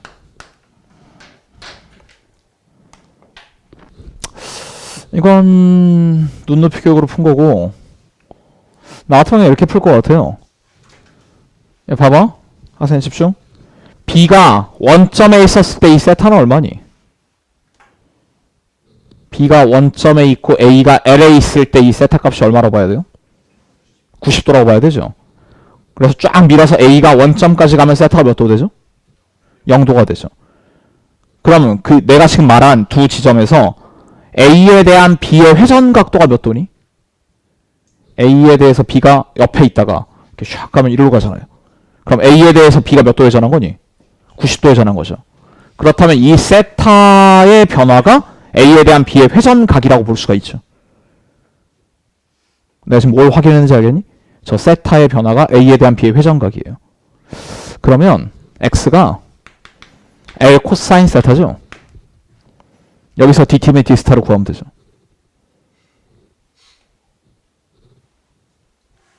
이해되니? 그럼 내가 무슨 짓을 하겠니 여기서? 이 상태로 그냥 T를 미분하면 되죠. 이 상태로 T를 미분하면 DT분의 DX는 L은 일정하고요. 이거 미분하면 마이너스 사인 세타 DT분의 D 세타죠. 알겠니? 응? 응? X가 L 코사인 세타. 왜 답이 안 나오지?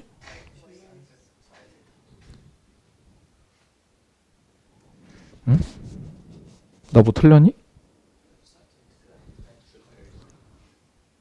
아, 저희가 세타구나. 루트 300 떠서 깜놀했어요. 당연히 돼야 되는데 안 돼서. 그럼 플러스다. 이렇게 되나요? 그럼 dt분의 dx가 5, l은 2, 60도니까 이거 2분의 1, 이거 오메가 하면 답 나오죠. 나와야지. 근데 뭐 처음에 이거 확인했잖아. 이렇게 돌아간 각도랑 저 세타가 같은 개념이다. 22번.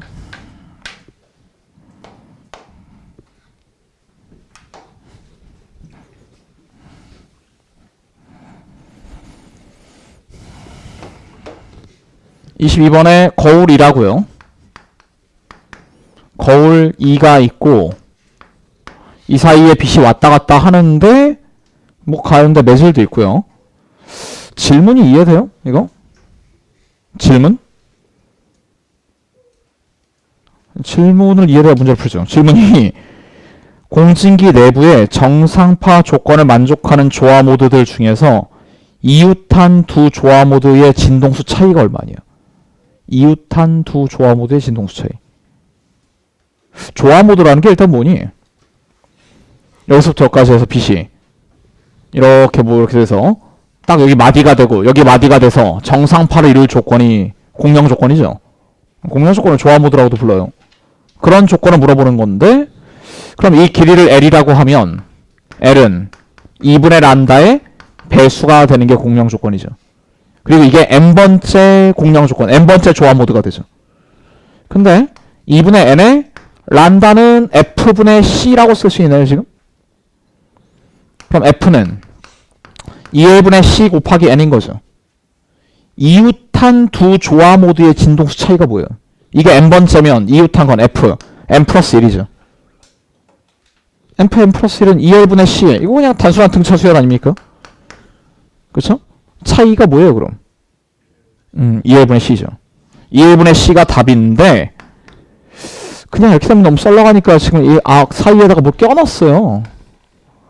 굴절률이 1.5인가요? 굴절률이 1.5면 광학적인 이런 그 간섭계에서는 이 길이를 몇 배로 해야 되니? 1.5배로 해야 돼요. 왜 그렇죠? 이 내부를 지나가는 파장이 1.5분의 1로 줄어들고 그럼 이 안에 파동의 개수를 셀 때 1.5배 많이 세야 되거든. 많이 세는 게 귀찮으니까 그냥 길이 자체를 1.5배로 만들어버리죠. 그리고 L 뺀 나머지 길이는 그냥 써주면 되죠. 그러니까 지금 L이 1m라고 했으니까 여기가 1.5m고요. 나머지 길이는 0.5m잖아요. 그럼 1.5 더하기 0.5니까 이 L값이 얼마니? 2죠.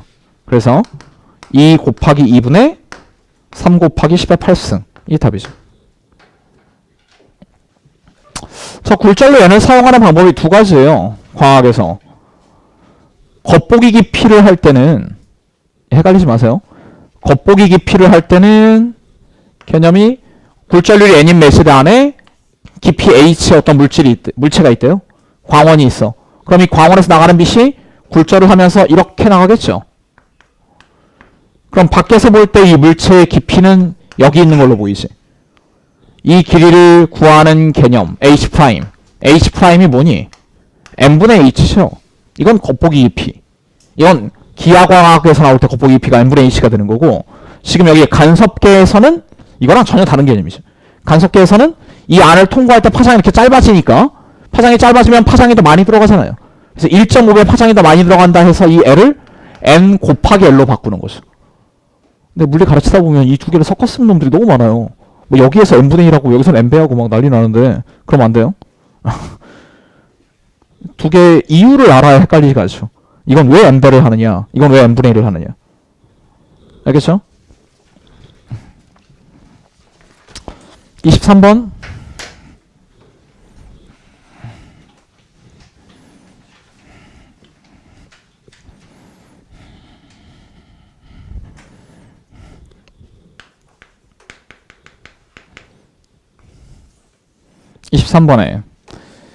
자, 그림은 행성 주위를 속도 v로 등속 운동하던 인공위성이 있대요.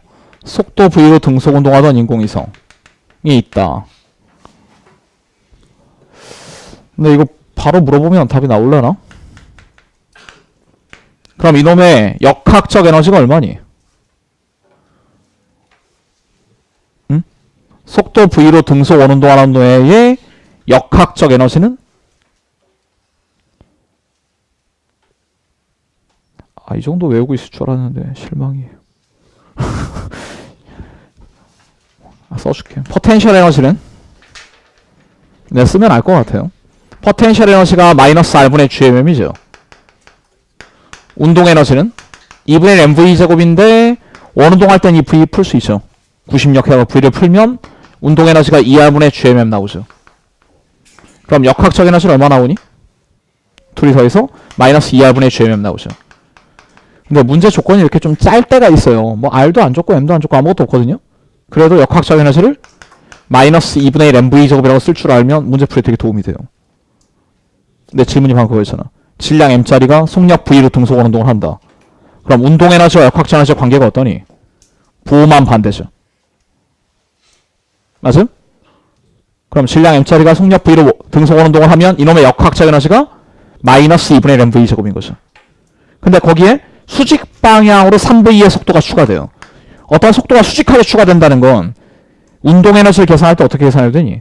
그냥 저 친구를 바로 2분의 1 m 곱하기 3v의 제곱을 더해버려도 돼요. 무슨 말인지 알겠나? 수평 방향 속도 v로 가던 애가 수직 방향 속도 u를 추가로 얻었어요. 그럼 운동 에너지가 얼마 증가한 거예요? 그냥 2분의 1 mu 제곱 증가한 거지. 내 말 알겠니? 즉 이 친구의 새로운 역학적 에너지는 얼마가 되냐면 마이너스 2분의 1 mv 제곱 플러스 2분의 1 m 곱하기 속도 3v니까 3v의 제곱을 한 게 새로운 역학적 에너지가 되는 거죠. 이해 안 되니? 좀 천천히 해볼까? 괜히 빨리 할래다가 역학적 에너지가 이거였다고. 저쪽을 X축 방향이라고 해봐요. 근데 Y축 방향 속도가 새로 생긴 거잖아. 추가로 생긴 거잖아.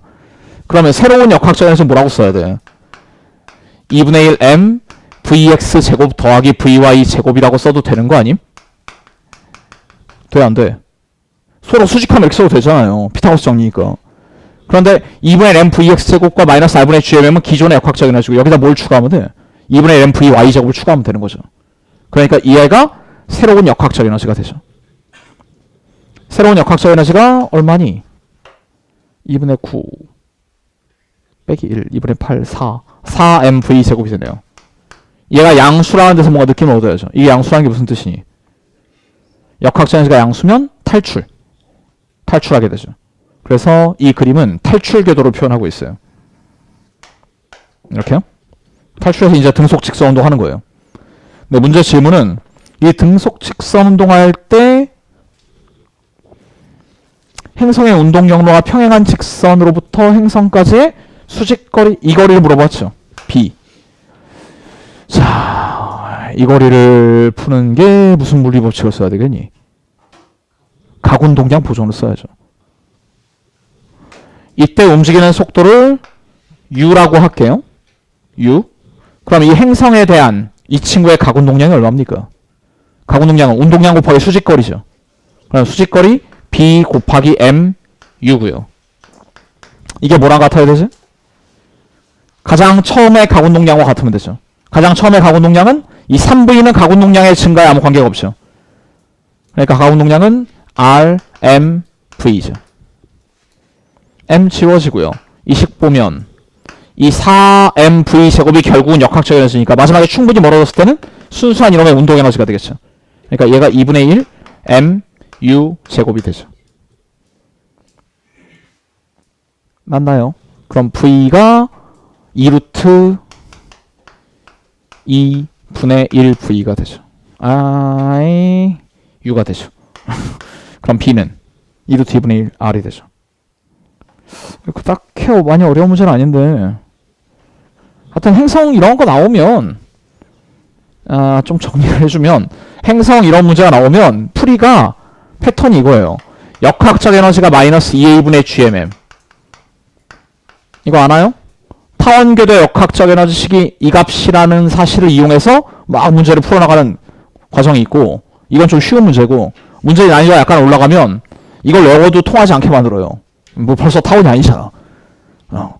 이걸 외워도 통하지 않는 건 정정당당하게 역학적 에너지 보존과 각운동량 L 보존 이 두 가지를 연립해서 풀어야 되는 케이스가 있어요. 이렇게 풀든가 이렇게 풀든가. 이거 암기해서 대입 하든가. 두 가지 패턴이 있는데 이쪽 밑에 풀이가 살짝 복잡하죠. 그래서 좀 쉽게 나와요, 계산은.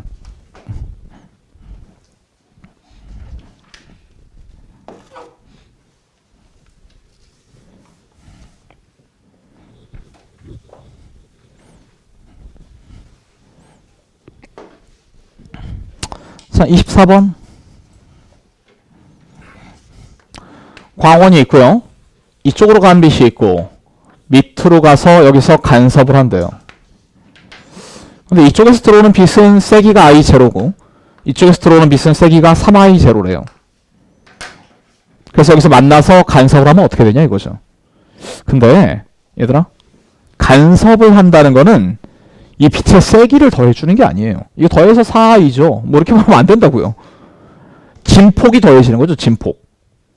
합성되는 건 진폭이지 빛의 세기가 그대로 더해지는 게 아니라고요. 자, 이때의 진폭을 A라고 할게요. 그럼 이때의 진폭은 얼마입니까? 루트 3A죠. 그리고 세기는 진폭의 제곱에 비례하는 거죠. 오케이? 자, 그러면 볼까요? 광원의 위상이 반대인 경우가 I1이고요. 위상이 같은 경우가 I2예요. I1분의 I2를 구하라 그랬어요. 그래서 I1이 위상 반대. 위상이 반대가 되면 진폭은 얼마 되니? 두 개 위상이 딱 반대. 그럼 상세 간섭이 되잖아요.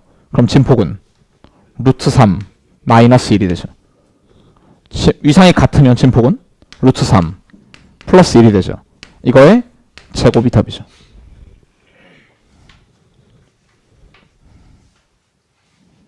알겠니?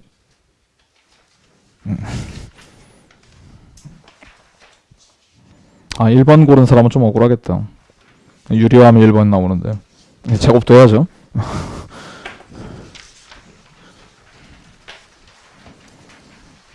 25번.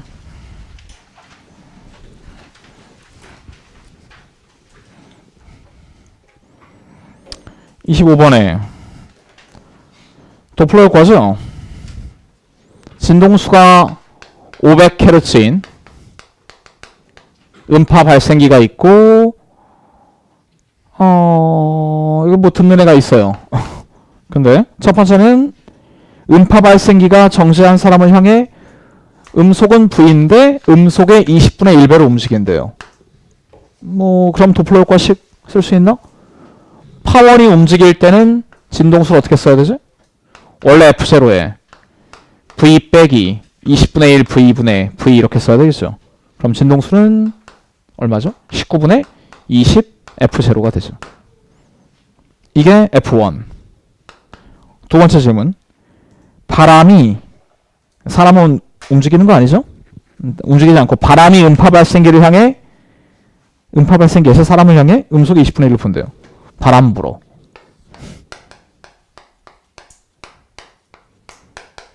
그럼 어떻게 되는 건가요? 바람이 분다. 그러면 음파의 속도는 얼마가 되는 거죠? V 더하기 20분의 V가 되는 거죠. 근데 그게 별로 좋은 생각이 아니에요. 이게 음파의 속도는 불변입니다. 잘 들어.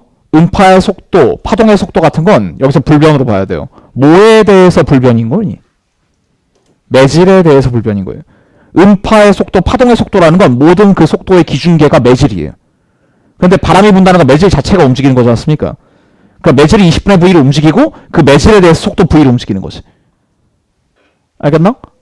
그럼 매질에 대해서 보면은 음파의 속도는 그냥 V인 거야. 근데 문제는 뭐냐면 그 매질에 대해서 무슨 일이 벌어지는 거니?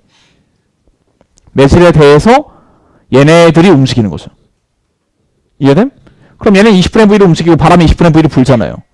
그러면 이 매질에 대해서 음파 발생기의 속도는 얼마가 되는 거니? 0이 되는 거예요. 대신에 이 매질에 대해서 듣는 애가 20분의 1 V로 오는 상황으로 바뀌는 거죠. 기준을 매질, 그건 알잖아요. 파동의 속도의 기준이 매질이잖아 원래. 그러니까 도플러 효과도 모든 걸 매질을 기준으로 잡고 그 상태에서 계산을 하는 게 맞는 거죠. 그럼 F2는 뭐라고 쓰면 되니? 움직이는 바람, 이 20분의 1 V를 움직이는 좌표에서 보자면 음파의 속도는 똑같이 V고요. 얘는 정지해 있는 거고 듣는 애가 20분의 V로 오는 거죠. 그러니까 F0 V분의 V 플러스 20분의 1 V가 되죠. 그래서 이건 20분의 21 F0가 됩니다.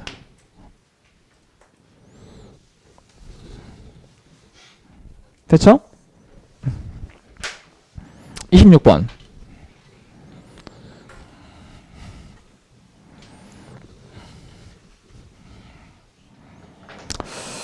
아, 26번 같은 건 입학 예정인 학생들은 이거 틀리면 위기감이 좀 느껴져야죠. 중간고사 시험범인데 1, 2학년들은 틀리면 자존심 스크래치죠. F1인데 뭐야 이건 나 이것도 틀림? 막 이러면서 이렇게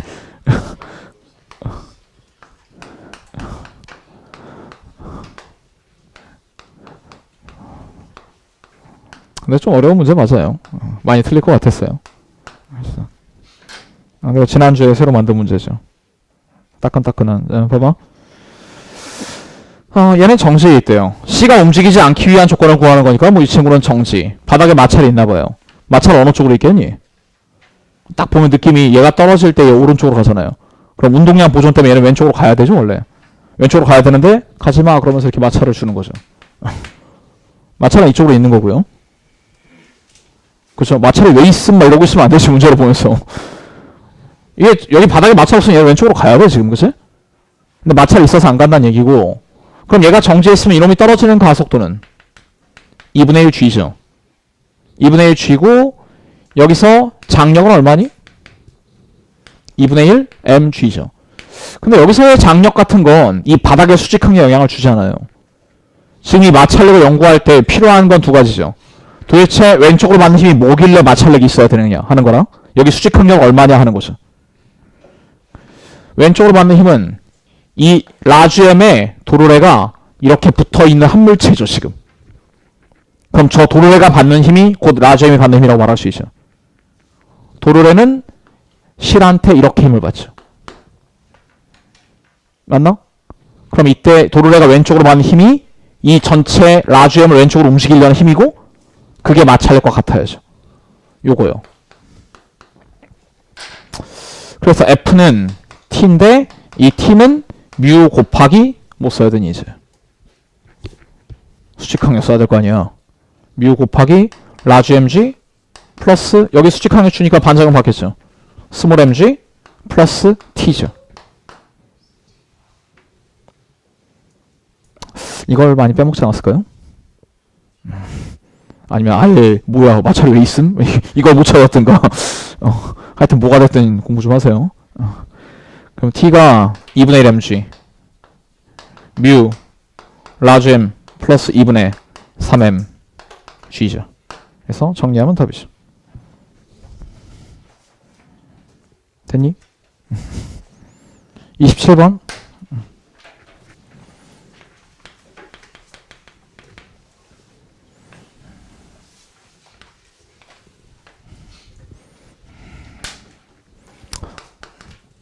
자, 여기 양전화. 여기 양전화 있대요. 이건 고정. 근데 이 양전화가 고리 위에서 자유롭게 움직일 수가 있는데 고리로부터 받는 힘의 크기가 비무게의 7배래요. 여기 수직항력이 7mg다. 자, 뭐라 할 수 있냐? 이거 중력 mg고요. 지금 전기력의 크기는 얼마란 얘기니? 이건 전기력의 여기 읽어보지 못했니? 반응이 왜 이래? 전기력 6mg죠. 맞나요? 그래야 수직항력 7mg가 나올 거예요. 그럼 얘가 되게 편안해 보이잖아요. 가만히 있으면. 이렇게 툭 치면 어떻게 되겠니 그럼? 얘가 안정평형이니까 얘를 톡 치면 여기서 왔다 갔다 진동할 수 있죠. 이해돼? 그걸 풀어보자고요. 세타는 매우 작아요. 근데 작으면 그림이 힘드니까 이렇게 그릴게요 그냥. 세타가 매우 작은 경우에는 이 전기력은 6mg로 유지된다고 근사해도 괜찮죠. 괜찮죠? 어차피 해봤자 코사인 나오고 코사인은 근사하면 1 돼요. 그러니까 이 전기력은 6mg로 근사할게요. 그럼 이 친구가 돌아가려는 힘을 받을 텐데 얘가 받는 힘을 어떻게 쓰면 되니? 이렇게 연장해서 연장선 방향으로 얘가 주는 게 전기력이니까 이게 6mg고요. 또 밑으로 mg가 있죠. 근데 연장선은 여기가 2분의 세타죠. 자, 그러면 내가 뭐 하려는지 알겠죠? 이 상태에서 얘가 이 세타를 변화시키는 토크가 얼마인지를 여기를 축으로 해서 토크식을 잡아보면 됩니다. 자, 토크 얼마니? 이거 분명히 답을 6mg 5번 고른 애도 있겠죠? 6mg, mg니 그렇죠. 7mg구만 해서 2파르스 7g분의 r이야. 이렇게 하면 안 돼요. 지금 뭐가 문제인지 알겠니? 6mg의 방향이 약간 문제가 있어요. 계산해줘야 됩니다. 토크가 mg 곱하기 마이너스 mg 곱하기 r 사인 세타 이거 알겠나요? 여기 수직거리 이거니까요. r 사인 세타니까. 그리고 6mg의 수직거리는 이거죠. 여기 각도는 2분의 세타고요. 그러니까 마이너스 6mg 이 거리 수직거리 얼마니? r 사인 2분의 세타죠. 그럼 토크가 세타 근사도 하죠. 그래서 마이너스 4mg r이고요. 얘가 토크는 I 알파죠. I는 mr제곱. I가 mr제곱 되니까 세타 투도트는 4 r분의 g 세타는 0 이렇게 되나요? 그래서 답이 2번이죠.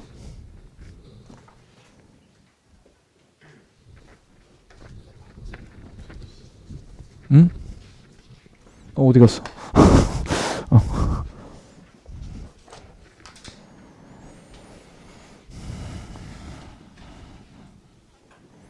28번. 28번도 작년 기출인데 인증. 28번 정도면 작년에 사전 문제로 나왔던데 인증제에서 작년에 학생들이 되게 많이 틀린 문제를 공개를 하거든요. 놀랍게도 이게 정답률이 10%인가 밖에 안 되는 문제더라고요. 포물선 왜 이렇게 못 푸는 걸까요? 자, 여기 높이가 10m고요. 어떤 속도 V1, 예, 몇 도로 쏘는 거지? 45도. 45도로 쐈더니 이렇게 날아가서 여기 떨어졌대요. 이때가 속도가 V1. V1으로 쐈을 때고요. 속도 V2로 쐈더니 100m 떨어진 곳에서, 여기가 지금 100m라고 했고 문제에서 높이 20m의 빌딩에 떨어졌다. 여기요? 2배? 처음 높이의 2배인 여기 떨어졌대요. 그럼 포물선 운동이 이렇게 되는 거죠. 이거 어릴 때 많이 해본 짓 아닌가? 이렇게 연장을 쫙 해갖고요. 여기까지 날아가는 시간을 각각 T1, T2라고 할게요. V2. 근데 이거 모르는 사람 잘 들어요?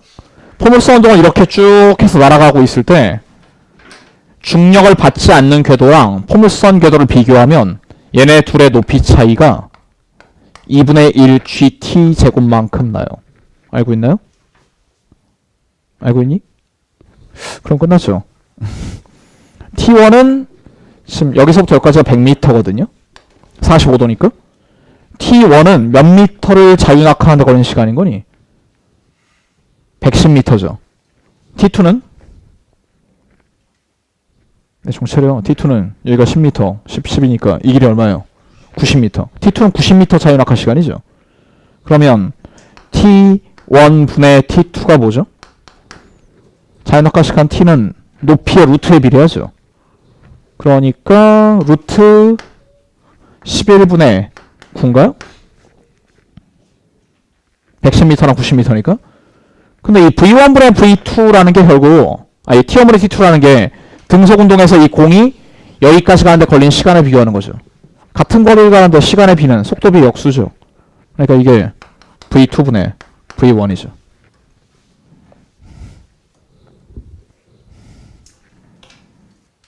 너무 오랜만에 해서 그런가? 1년 전에 풀어서 맞았을 것 같지 아니고?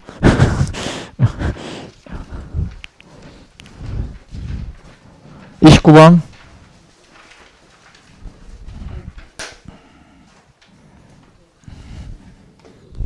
29번은 아까 문제의 재탕인데 이거 내가 문제를 실수했어요. 다음 회에 내려다가 여기다 냈네요. 한 번 더 풀어보죠 뭐. 29번 아까 못 풀었던 학생들 다시 봐봐요. 여기 속도 V0 중심 방향으로 속도 V0로 쏴서 이건 원운동 속도였는데 이놈이 이렇게 움직이네요. 이 뒤로 무슨 운동을 할지는 모르겠는데 어쨌든 문제를 보면 인공위성이 순간적으로 연료를 분사하여 지구 중심 방향으로 원운동 속도와 같은 속도의 크기만큼의 속도를 추가로 얻었다가 문제 조건이에요.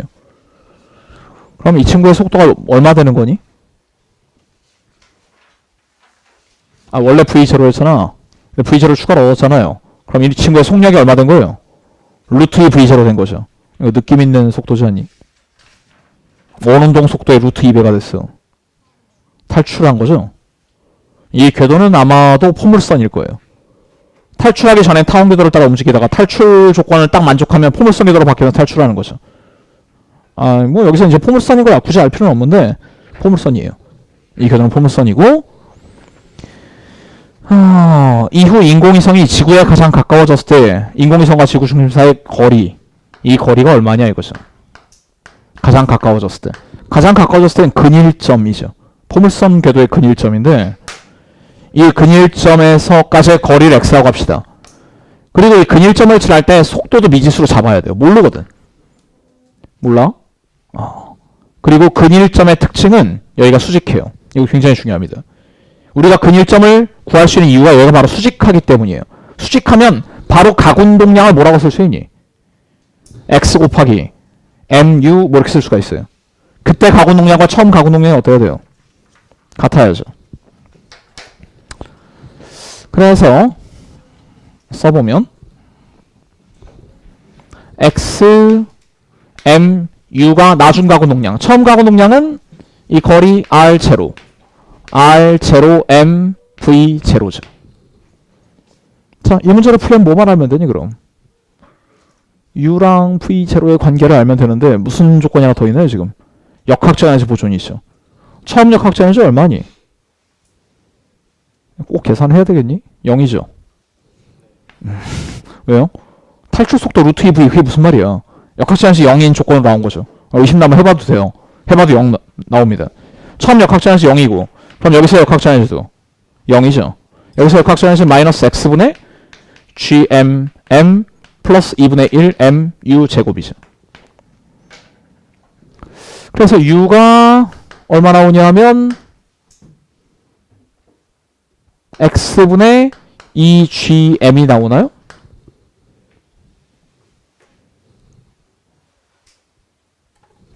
맞니? 근데 v0는 얼마죠? v0 원운동 속도는 90력으로 계산하면 루트 r 제로분의 gm이죠. 아, 나 뭐 이상하다.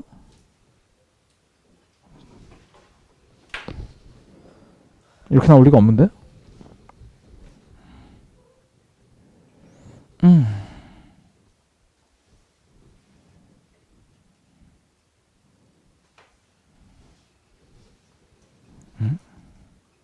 아, 맞구나. 미안, 맞아요. 이거 갖다 위에다 대입할게요. 그러면 식이 x 루트 x분의 2gm은 r0 루트 r0분의 gm. 그럼 gm 약분 되고 양변 제곱하면 2x가 r0 되죠. 그럼 x가 2분의 1 r0. 30번.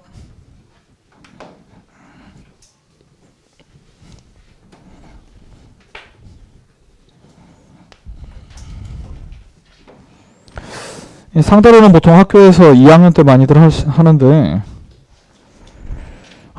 이거 어려운 문제 아니에요. 풀어야 됩니다. 이 정도는. 잘 보세요. 질량 m인 입자가 속도 v가 5분의 2 루트 6 c로 가고 있고 다른 질량 m과 부딪혔대요. 부딪혀서 질량 라gm이 돼서 뭐 속도 얼마인지 몰라요. u라고 할게요. 라gm을 구하라 이거죠. 설마 2번을 답으로 한 사람 없겠죠? 질량 보존의 법칙을 믿습니다. 뭐 이런 거. 질량 보존 안 됩니다. 질량 보존 안 되고 이때 보존되는 물리량은 뭐죠? 에너지 보존과 운동량 보존이에요. 이때 말하는 에너지는 질량의 개념을 포함하고 있어요. 즉, 자, 이 에너지 계산해 볼까요? V가 일단 이거 나오면 제 매너가 이거 해줘야죠. 감마 5네요. 맞죠? 그럼 이 친구 에너지가 얼마라고요? 감마 mc제곱이니까 이놈의 에너지가 5mc제곱이죠. 그러니까 전과 후의 에너지가 같아야 되는 거지. 전과 후의 에너지가 같아야 되는데 에너지 보존을 써보면 이게 초보자들이 많이 실수하는 건데 아 감마가 5네. 그럼 에너지를 5mc제곱이나 쓰면 안 된다고요. 왜 안 될까? 옆에 이 새끼도 에너지가 있어요. 이 정지의식가 에너지가 없으면 이렇게 하면 안 돼. 질량까지 해서 에너지를 포함시켜버리기 때문에 질량 보존 법칙이 성립 안 하는 겁니다. 그러니까 에너지는 얼마 있는 거니? 6mc제곱이 있는 거예요. 그리고 이놈의 속도 u에 대한 감마를 감마 프라임이라고 할게요. u가 아직 얼마인지 모르니까 감마를 쓰는 건 좀 그렇고 감마 프라임을 해놓을게. 그러면 감마 프라임 라주엠 c 제곱이다. 이렇게 쓰면 되죠. 여기까지는 오케이? 또 무슨 식 써야 되니? 운동량 보존을 써야 돼요. 정지에 있으면 운동량 없어요. 근데 얘는 운동량이 있는 거죠. 운동량식이 뭐야? 감마 mv요. 감마가 5mv. 그럼 이게 충돌 전의 운동량이고 충돌한 후의 운동량은 감마 프라임 mv죠. 맞니? 여기서 미지수는 v가 뭐야? u 미안 u를 구하면 돼요. 그러니까 여기서 c제곱은 지워버리죠. 그리고 감마는 나중에 계산하고 감마 프라임 m을 통째로 없애버릴 수 있지 않니? 그럼 2루트 6 mc가 이거 들어오면 감마 프라임 m에다가 6m 대입할게요. 6m u가 되고요. 그럼 u는 3분의 루트 6 c네요. 맞니? 감마 프라임만 구하면 끝이에요. 감마 프라임은 루트 1 빼기 이거 제곱하면 9분의 6분의 1. 3분의 2니까 루트 3? 감마가 루트 3. 그럼 답이 저 1번씩 다시 사용하면 되죠. 6m은 루트 3 m. 그럼 스몰 m분의 라지 m이 2 루트 3이죠.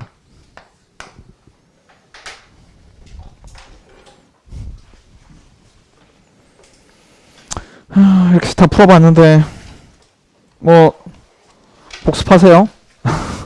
문제풀이 몇 번 하다 보면 좀 더 괜찮아질 거예요.